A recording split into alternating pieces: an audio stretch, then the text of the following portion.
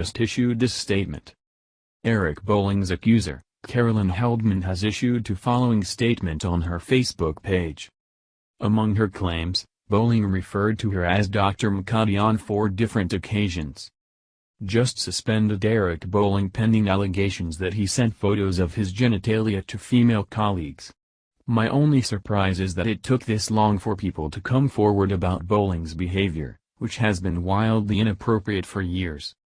I did hundreds of appearances on Fox and Fox Business from 2008 to 2011, and had multiple experiences with Bolling that caused grave concern to my friends and family. Bolling referred to me as Dr. McCuddy on air on 4 different occasions, and called me smart, beautiful, and wrong on air twice. I pushed back with Mr. McSexist, but I shouldn't have had to. This on-air behavior was perfectly acceptable to Fox executives at the time. Bolling would also contact me via phone and text after shows, sometimes to apologize for his behavior, and then do it again, and sometimes just to talk.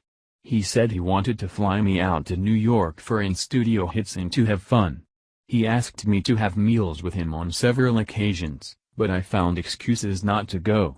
Once, he took me up to his office in New York, showed me his baseball jerseys, and in the brief time I was there, let me know that his office was his favorite place to have sex.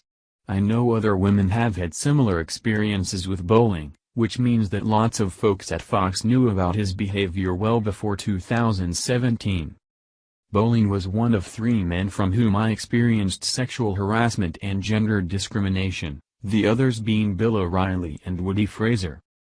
O'Reilly was creepy in person, told me when I was in college, professors didn't look like you, then called me hysterical during a show, edited the interview, and retaliated by never having me on his show again.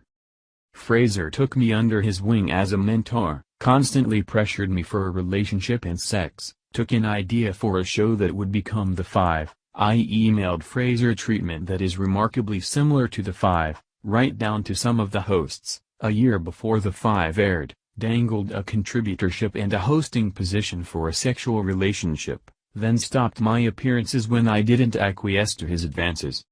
Fox News guests are also a problem. In 2010, I consoled a makeup artist, who no longer works for Fox, after Gene Simmons sexually harassed her, and this was not his first time doing so. On March 20, 2011, Lenny Dykstra persistently asked me to a party and told me that he gets sexually aroused when I talk politics. He also harassed the makeup artist who was curling my hair at the time. Makeup artists at Fox are contract workers, so many are fearful of speaking up because they simply won't be hired again. If any Fox executives are reading this, please include makeup artists in your assessment of the environment. They see and hear a lot, and are sometimes the target of harassment from hosts and guests.